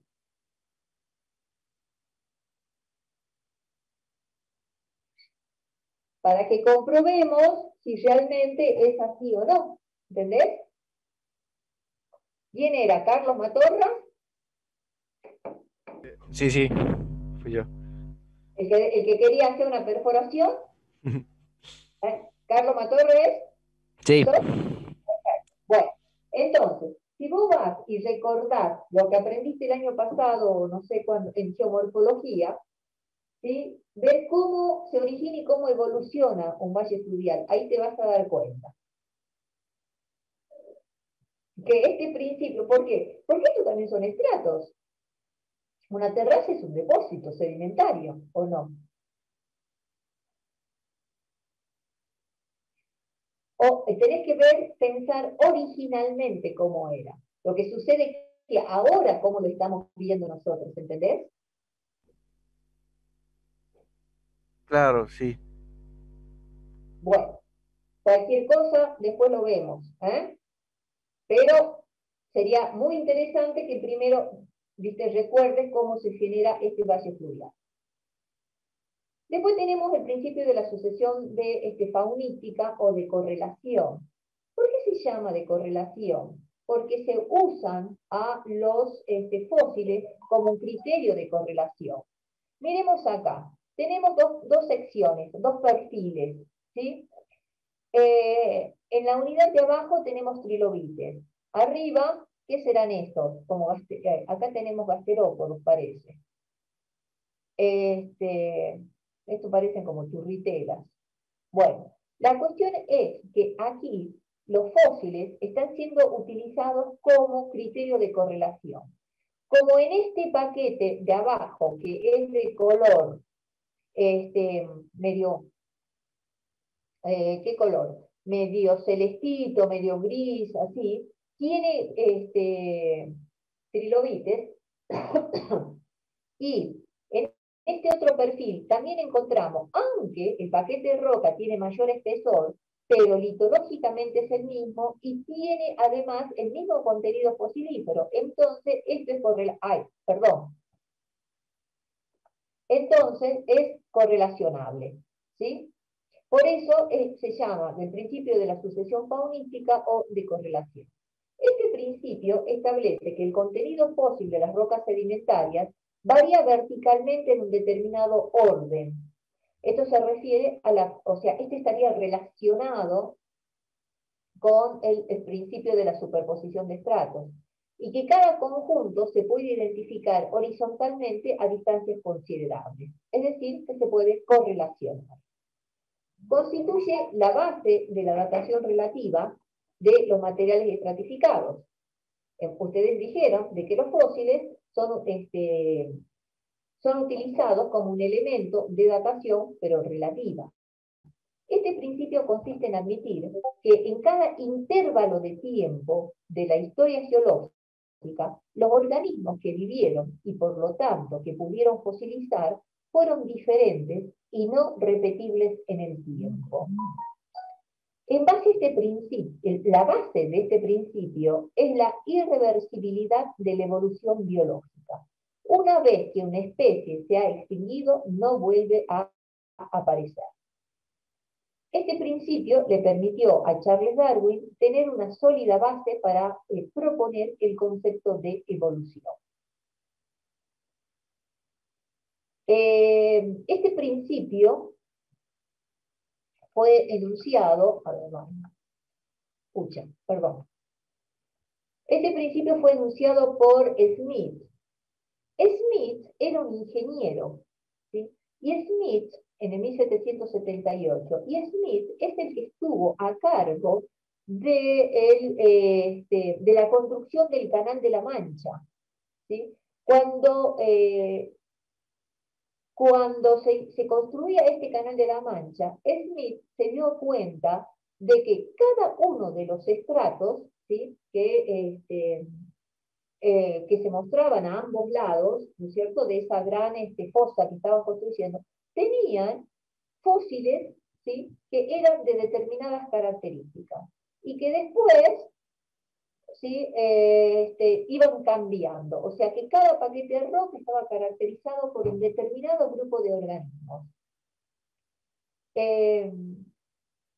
Esto es muy importante, lo que está acá en negro, que dice que la base de este principio es el de la irreversibilidad de la evolución biológica. O sea, una vez que una especie se ha extinguido, no vuelve a aparecer. ¿Ustedes qué opinan?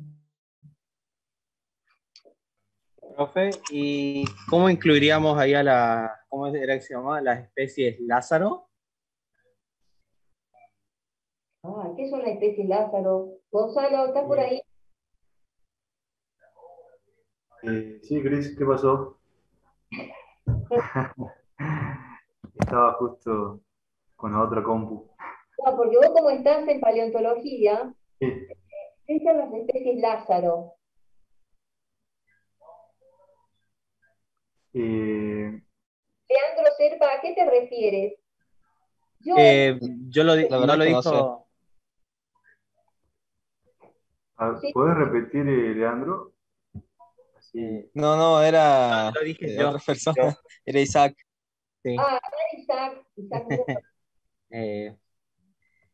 Porque me acuerdo que en paleontología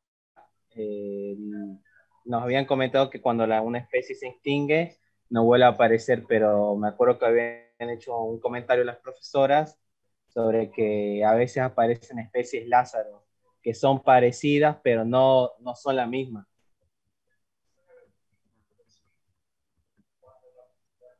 No, la verdad que no. No, lo de especie Lázaro es una especie que se creía extinta porque desaparece del Claro. registro durante tantos miles de años, pero se encuentra posteriormente, o sea, después de que se haya definido su biocrón y todo, se encuentran nuevos restos más arriba en el registro. Ahí está. No es Gracias, que se Carlos. extingue, sino que la damos por extinta porque la dejamos de ver. Claro, yo creo que son especies que se creían extintas, Sí. pero que no estaban en realidad Ahí extintas. tuve ese error conceptual, entonces yo no Entonces, digo nada. en realidad es por falta de que, claro, porque si uno no encuentra, o sea, una cosa es no encontrar un registro fósil y otra cosa es que no haya registro fósil. Quizás eso se debe a porque no se han encontrado a lo largo, ¿no es cierto?, de la columna, de esta sección estratigráfica de la columna, otro registro fósil. Y entonces si uno cree que pum, ya se extinguió, que ya no hay más. Bueno, acá acabo de usar el internet para buscar. Ah, Científicamente se habla de taxón Lázaro. sí. Dice, en paleontología un taxón Lázaro es un taxón que desaparece durante uno o más periodos del registro fósil y luego vuelve a aparecer. No aparece durante un intervalo estratigráfico significativo, por lo que aparenta haberse extinguido, pero vuelve a aparecer de nuevo en capas mucho más recientes. Es decir, se produce cuando dos zonas con registro de un taxón están separadas por un espacio de tiempo en el que es desconocido. No hay ninguna evidencia en ese periodo de dicho taxón determinado, aunque sí las hay antes o después. Ajá. Eso es un poco lo que hay un trabajo que encontré en internet. Ah, qué bien, taxón Lázaro. Yo no sabía de eso. No, la verdad que no, y tampoco lo había escuchado en paleontología en el examen. Pero Ajá. bueno, seguramente en las clases. Claro, no, sí, se ve que en las clases le dicen. Bueno, Sí. entonces, ¿cuál era tu planteo, Isaac? De En cómo hacemos en ese lapso de tiempo en el que no aparece ese taxón. o buscamos únicamente otro taxón que sea representativo para ese periodo? A ver, lo que sucede es que cuando vos haces un estudio estratigráfico, o sea, no solamente te vas a valer en un solo taxón o en un solo grupo de fósiles, sino en varios grupos de fósiles. Vos fijate que acá en el Ordovícico, cuando dice, ¿cuál está definida la base del Ordovícico? La base del Ordovícico, o del ciclo de sedimentación ordovícica, está definida por la aparición, a ver, te voy a dar un ejemplo.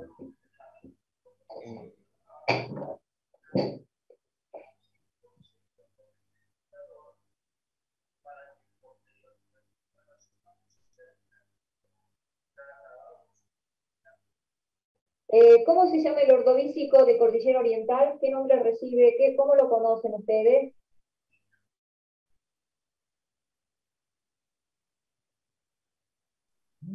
Santa Victoria. Ajá, el Grupo Santa Victoria.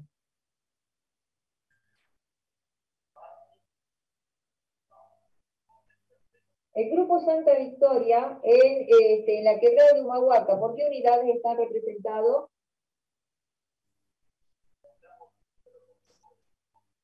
Los que hicieron, esta es una pregunta específica para la gente que cursó, que terminó de cursar ahora petrología sedimentaria. ¿Sería por formación Santa Rosita y Acoite? Bueno, la formación Santa Rosita, vamos a ponerle acá, así. Este va a ser la formación Santa Rosita. Y esta es la formación Acoite. La formación Santa Rosita se apoya en relación de discordancia erosiva sobre el grupo mesón, que es de edad cámbrica media superior. El ciclo de sedimentación del grupo Santa Victoria comienza en el cámbrico superior cuspidal. Cámbrico superior tardío. ¿Sí? Con la aparición de un graptolito que es Dictyonema flavelliforme. No, ¿cómo se llama ahora? Gonzalo. ¿Tres? ¿Viste? ¿Para qué está en clase? ¿Cómo se llama la Dictyonema ahora? Se llama así Dictyonema flavelliforme nomás, ¿no? Perdón, te escucho bajito. ¿Cómo? Ah, la Dictyonema flavelliforme sigue siendo igual el mismo nombre. No, ese cambió el piso. Ahí chequeo. No es piso, es fósil. ¿Cómo se llama el graptolito multirramoso? A ver. Para la gente que tiene paleontología, ¿dónde está? El multirramoso. ¿Cómo se llama el graptolito multirramoso? Estas son las tecas, las que estoy dibujando acá. ¿Está Erika? Erika. Sí, sí estoy, pero no me acuerdo el nombre. Sí. Erika Reales. Bien. A ver, ¿para qué sirve la paleontología?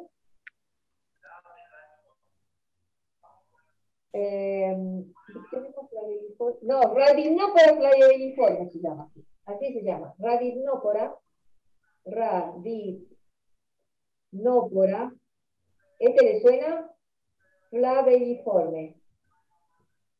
Flavelliforme. Ahí está.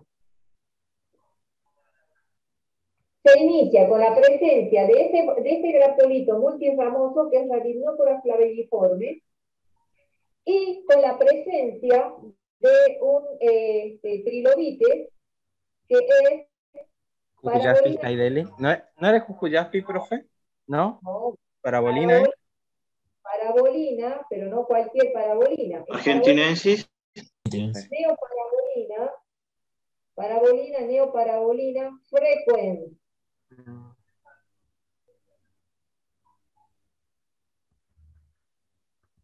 Entonces, con la aparición de estos dos fósiles, con eso comienza el ciclo de sedimentación del grupo Santa Victoria, con Rhamnoptera flavelliforme y con Parabolina neoparabolina frequens. La cainela está por arriba, es ordovícico inferior. Vos fijate, Leandro, que estamos hablando de que inicia el ciclo de sedimentación en el Cámbrico superior tardío, ¿entendés? El que vos decís, la cainela, está aquí más arribita, ¿sí? La cainela ya es ordovícico inferior, ¿entendés? ¿Se entiende, Leandro? Sí, profe. Igual que yo había dicho, Isaac. profe, no Leandro. Yo había dicho, profe, yo Isaac, pero siempre lo nombra Leandro. Sabés que tienen tonos de voz muy parecida, pero ya te voy a identificar bien la voz, Isaac, perdóname. No, no pasa nada, profe. Se está llevando los laureles el Leandro. Bueno. Pobre Sí. Leandro. Come todos los... Profe, ¿cómo es el nombre del parabolina? Neoparabolina